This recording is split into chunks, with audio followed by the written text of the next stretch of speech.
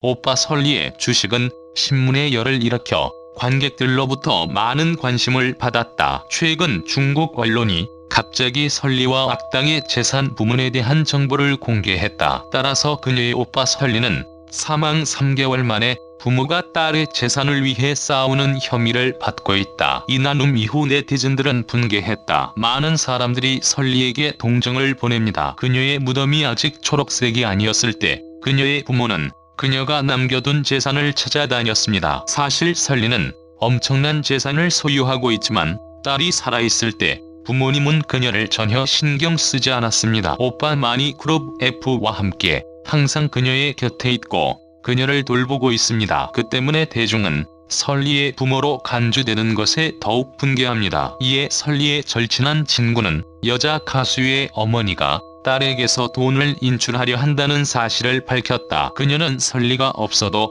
명성을 이용했다. 이 친구뿐만 아니라 다른 많은 사람들도 설리의 삶에 관한 다큐멘터리에 불만을 표명했다. 특히 설리의 한 친구는 여가수를 돈을 태운다고 비난했지만 쉬지 않고 돈을 벌기 위해 딸을 내버려두고 이를 거부했다. 설리가 죽었으니 아직 고인을 놓아주지 않았다. A씨는 19일 인스타그램에 그저 아버지란 사람이 동생의 유산에 대한 상속은 원하면서 상속세와 책임은 회피하고 길러주신 어머니께 남남이라고 표현한 이상 저와도 남남이라며 부친에 대해 날선 비판을 이어갔다. A씨는 19일 인스타그램에 그저 아버지란 사람이 동생의 유산에 대한 상속은 원하면서 상속세와 책임은 회피하고 길러주신 어머니께 남남이라고 표현한 이상 저와도 남남이라며 부친에 대해 날선 비판을 이어갔다. 앞서 A씨는 종교적인 이유로 고설리의 유산을 사회에 환원하려 한다는 부친의 글을 공유하며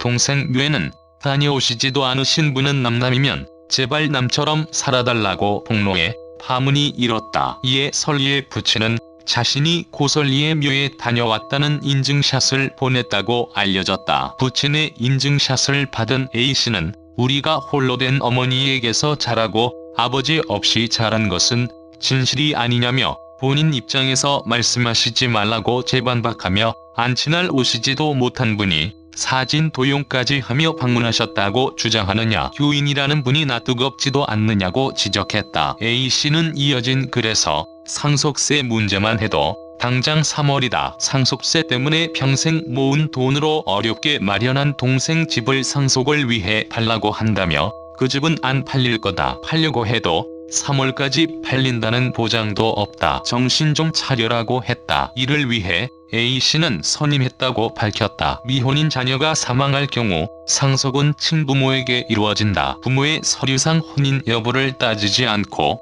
상속분은 동등하게 진행된다. 살인 등 예외적 상황을 제외하곤 부양 의무를 다하지 않았더라도 상속권은 인정된다. 부모가 생존해 있을 경우 형제는 상속인에 포함되지 않는다. 고 설리는 3남 1녀 중 셋째였다. 부친과의 상속 문제를 폭로한 A씨는 평소에도 고설리와 절친한 사이로 알려졌다. 고설리도 생전 오빠들에 대한 애정을 공개적으로 드러내기도 했다. 최근 방영된 설리 FX의 생애 다큐멘터리는 즉시 엇갈린 의견을 받았다.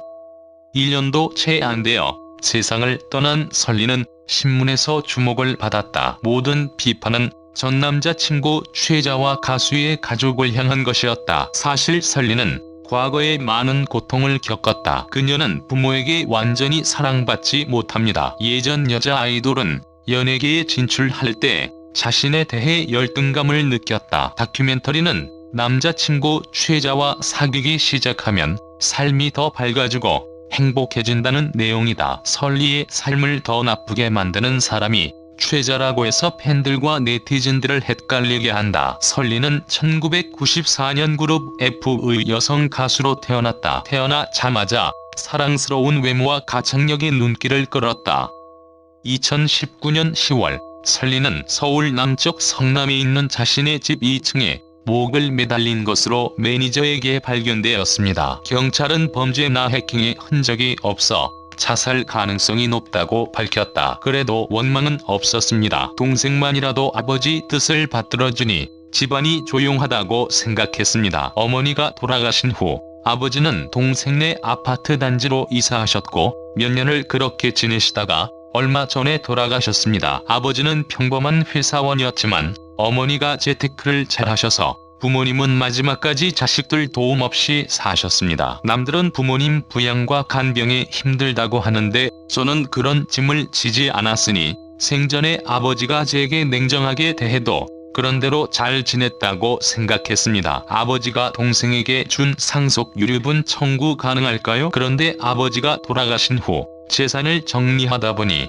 아버지에 대한 원망이 생깁니다. 아버지는 이미 생전에 조카 명의로 얻은 집에서 사시면서 임대차 보증금을 조카가 가져갈 수 있도록 해놓으셨고 부동산을 처분한 후 상당한 금액을 동생에게 증여한 후 나머지 금액은 동생에게 맡겨두고 현금으로 사용하셨습니다. 결국 아버지의 상속 재산은 하나도 없었습니다. 처음에는 제가 아버지께 해드린 것이 없으니 그냥 이렇게 마무리를 지으려고 했습니다. 그런데 시간이 지날수록 해도 너무하셨다는 생각이 들고 동생까지 원망스럽습니다. 주변 아는 사람을 통해 법률 자문을 받으니 우선 아버지가 돌아가시기 전에 동생에게 증여한 현금은 유류분으로 청구할 수 있다는 것을 알게 되었습니다. 그런데 조카가 받은 보증금도 유류분으로 청구해야 한다고 생각합니다. 제 아이들은 하나도 받은 것이 없는데 조카만 할아버지로부터 상속을 받은 것은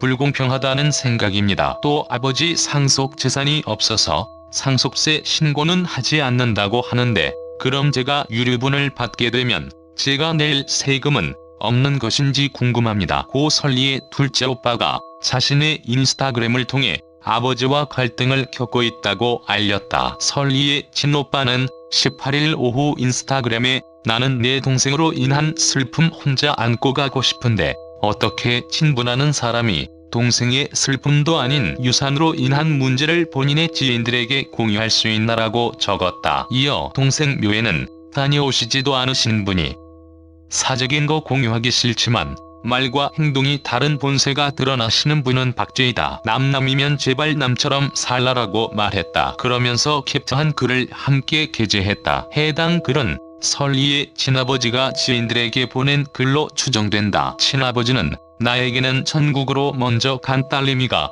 이 땅에 남긴 유산이 있다면서 어제 그 유산 상속 문제로 남남이 된 아이들 엄마와 전화로 다툼이 있었다. 나는 딸내미가 남긴 소중한 유산이 사회에 환원되기를 간절히 기도하고 있다고 적었다. 이어 오늘도 나를 구원하고 은혜와 축복 주시는 하나님을 기억하며 성령님 주시는 마음의 소리를 듣고 베풀고 나누는 삶이 되길 기도한다고 덧붙였다. 친오빠는 또 글을 올리고 동생에 의한 사생활 어떤 것도 내뱉은 적이 없다. 나에 의한 문제를 내가 이래라 저래라 못할 것도 없다. 누구랑 다르게 이중적 잣대를 들이밀기도 싫다라고 말했다. 그는 너희들이 내 상황이 된다면 과연 얼마나 현명할까. 유산으로 인한 문제를 거론하고 지인에게 퍼뜨린 건 친부라는 사람이 먼저다. 그쪽에게 하소연해라라고 밝혔다. 설리의 둘째 오빠는 2018년 11월 15일 네이버 V앱을 통해 공개된 진리상점에도 출연한 바 있다. 해당 방송에서